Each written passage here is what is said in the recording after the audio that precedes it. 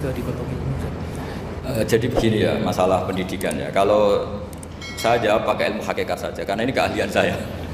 Sebetulnya begini ya, kalau misalnya itu ya subjektif juga, misalnya bilang rata-rata alumni pondok ini sukses, alumni kampus ini sukses, yang ini tidak sukses, itu satu pasti subjektif. Karena biasanya yang diterkenalkan ya yang sukses-sukses. Saya punya tetangga dari pondok yang Anda sebut itu kebetulan tidak sukses semua. Itu jantung saya sampai ngeluh, Gus. Saya ini gimana kok? Ya sudah seperti itu kan subjektif ya. Tapi menyangkut pendidikan itu begini ya, menyangkut hasil dari pendidikan itu. Andai kan kita bicara ilmu hakikat, misalnya kita mondok itu, mondok kemudian jadi orang miskin, jadi orang yang menurut orang banyak ada berguna di masyarakat. Ternyata kita ini orang yang kelihatan tidak punya karir, tapi kalau malam sujud sama Allah, punya anak niat memperbanyak orang sujud, terus punya ibu yang sakit-sakitan kita rawat. Meskipun kita tidak jadi dosen, tidak jadi menteri, tapi indah Allah itu luar biasa karena berstatus ngerawat ibu, ngerawat anak, ngerawat istri. Nah Islam itu datang dengan jargon-jargon seperti itu, sehingga Nabi kalau muji itu ada Uwais Al-Qarni, ini orang yang luar biasa. Ternyata dia itu punya ibu lumpuh yang kalau kemana-mana harus digendong. Ketika tetangga-tetangganya berhasil sowan Rasulullah itu Uwais Al-Qarni tidak bisa, karena setiap ibunya dipamitin mau sowan ke Rasulullah itu sama ibunya nggak boleh. Tapi apa yang terjadi? Justru dipuji-puji Nabi sebaik-baiknya kurun itu waktu adalah kurun yang ada Uwais Al-Qarni. Saya punya teman, ini kisah nyata, saya berkali-kali ngisi ngaji di komunitas ulama. Ini mungkin tidak bagus untuk kampus, tapi harus saya utarakan supaya ya kita evaluasi. Saya bilang gini, saya ini jadi kiai itu sering iri sama orang goblok. Orang goblok itu barokah kata saya gitu. Itu kiai kaget semua karena saya bilang orang goblok itu barokah. Saya beri contoh gini, misalnya saya pinter, terus juara MTQ, juara hafal Quran atau juara baca Quran secara tartil. Ujung-ujungnya saya dapat hadiah umroh atau apalah, atau hadiah rumah atau apa. Pertanyaannya adalah mendapat. Saya ulang lagi, mendapat. Sementara ada santri yang bodoh, gara-gara bodoh itu dosen UI yang enggak, jadi kiai yang enggak, akhirnya dia jadi pekerja di Korea. Barokahnya bodoh tadi. Karena di Korea melihat orang ateis, akhirnya dia kepikiran bikin masjid. Sebagian gajinya disumbangkan untuk masjid. Ini bodoh pendiri masjid. Tapi kita gara-gara dosen dakwah di masjid, ini pinter dapat uang dari masjid. Nah ini bukan nyindir, ini biasa saja. Ini maksud saya, kamu jangan ngabaikan hidup. Akhirnya apa yang terjadi? Saya ini punya teman ini betul. Saya ini kan kecelok dulu tuh Gus Salim. Nasib saya di mana-mana dihormati. Kadang saya merasa dosa. Kok dihormati? Saya punya teman, dulu gobloknya minta ampun sekolah, sekelas maksud. Gobloknya, soalnya gobloknya disepakati sudah. Iya, goblok mujmalah kira-kira.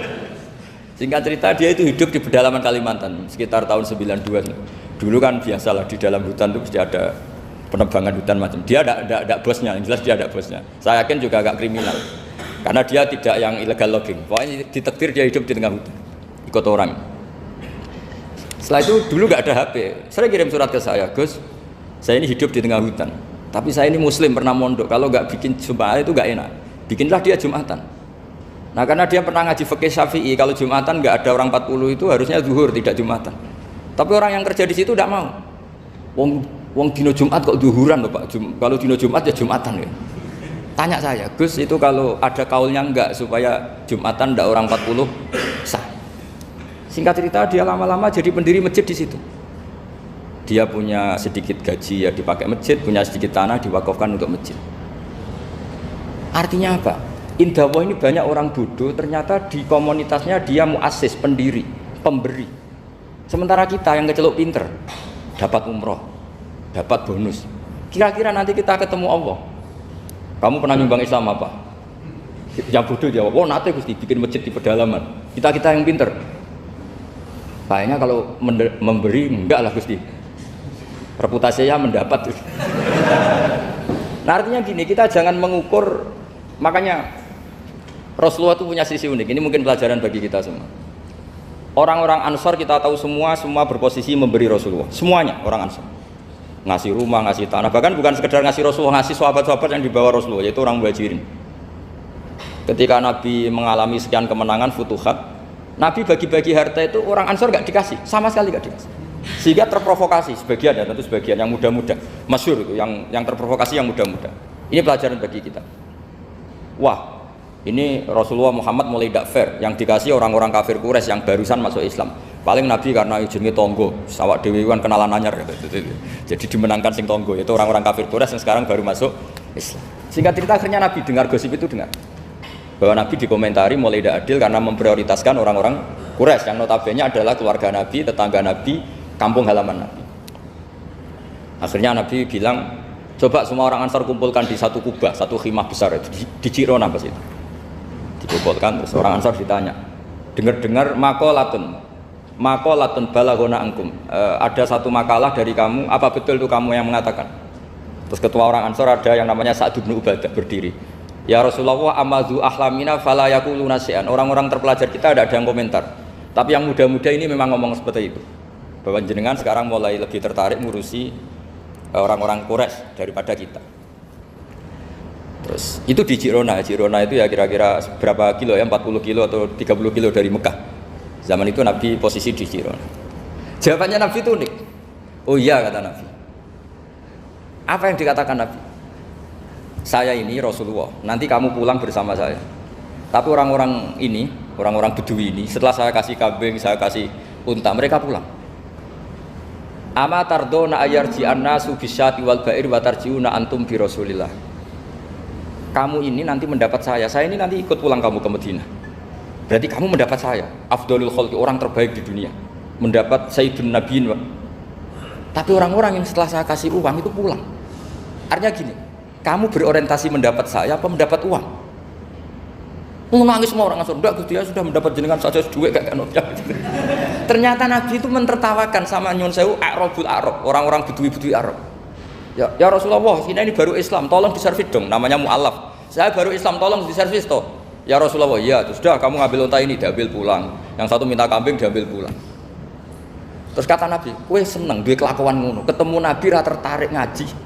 Bar tuk duit mulai bar tuk duit. Sementara kamu mendapat saya. Intinya Rasulullah ingin mengajarkan ke orang-orang Ansor, kamu dulu tuh heroik. Posisinya memberi untuk Islam, maka heroik kamu tidak akan saya batalkan. Dari mental memberi kemudian ingin mental mendapat. Itu hebatnya Rasulullah. Jadi kalau dalam tradisi sahabat, misalnya saya sering ditolong orang gitu, kok setelah saya jadi kiai besar atau jadi wapres kira-kira gitu kayak Pak Maruf Amin, itu malah sebaiknya tidak usah balas yang berjasa kalau ini calon wali, karena nggak boleh kebaikan itu dibatalkan dengan mendapat. Ini cara teori politik masalah ini. Tapi kalau teori wali keharusan, masa ngamal kok dibatalkan? Nah kan ini ngaji, kalau ngaji itu ya daftarnya jadi wali, jangan jadi politikus kan gitu.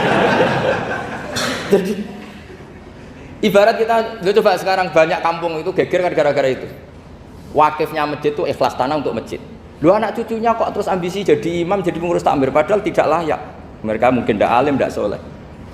Ini kan terus gak fair, wakifnya ikhlas, siapa aja ngelola boleh asal kompeten, anak cucunya tidak ikhlas. Nabi itu nggak mau. Jika masyhur orang Ansor itu ketika Nabi menawarkan, kita sekarang sudah futuhat, apa harta yang kamu kasihkan muhajirin tak kembalikan, sekarang negara mampu. Tidak ya Rasulullah, kita tidak akan mengambil sesuatu yang sudah kasihkan lillahi ta'ala. Orang muhajirin juga sama, ketika di Jirona di Mekah, ini Mekah sudah kita taklukkan, tanah-tanah yang sekarang dikuasai orang kafir, yang dulu kamu tinggalkan lillah, sekarang bisa kamu ambil lagi, karena sekarang Mekah sudah dikuasai Islam. Kata orang muhajirin apa? Kita tidak akan mengambil sesuatu yang sudah kita kasihkan lillah. Jadi kemarin malu, yang kita lama sekali bermental memberi, kemudian kita sekarang ingin bermental mendapat. Artinya gini, kalau jenengan mengukur kegagalan itu orang-orang bodoh itu barokahnya luar biasa. Coba kalau semua orang pinter misalnya, kayak saya, kayak Pak Rektor misalnya, itu bingung masyarakat. Barokahnya orang bodoh di tengah-tengah pasar ada konsultan, barokahnya dokter-dokter yang bijinya tidak pati bagus, akhirnya di pedalaman ada dokter. Gara-gara prestasi pas-pasan di pedalaman. Coba kalau prestasinya kelas A semua, mungkin sudah hidup di Jerman semua.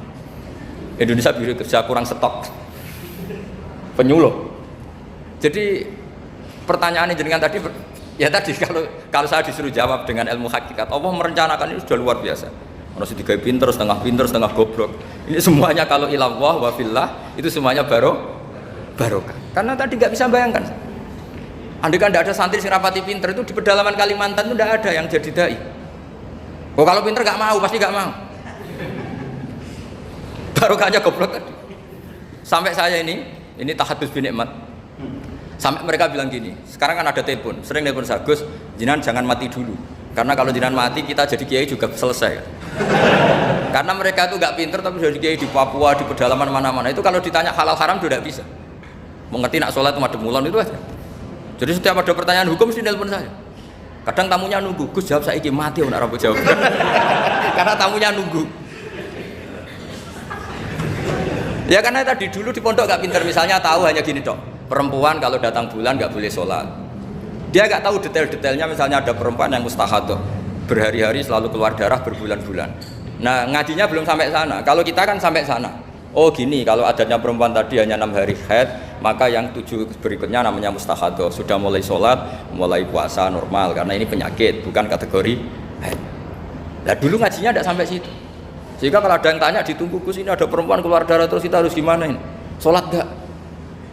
Oh, ilmunya nggak cukup dia untuk jawab seperti itu karena tapi tadi ya saya ulang lagi ya, jadi jangan pernah mengabaikan orang-orang bodoh. Orang bodoh itu ya barokah, tapi nggak perlu ada gerakan jadi bodoh ya, tidak perlu. Digerakkan dan digerakkan bodoh itu pasti mayoritasnya, alhamdulillah sekali. Akhirnya berkah ada di mana-mana. Loh ini betul. Pokoknya kita ngaji itu apa yang masyhur itu Rabbana ma khalaqta hadza batila. Semua yang diciptakan Allah pasti ada. Ya ini memang ilmu agak aneh bagi kalangan akademisi, tapi kan sampean mengundang saya untuk ngomong ilmunya kiai. Kalau saya jawab pakai standar intelektual kan saya namanya basa-basi. Itu tidak bagus dalam ilmu Islam, mudahana itu tidak bagus. Karena ini keahlian saya di ilmu hakikat ya saya jawab secara ilmu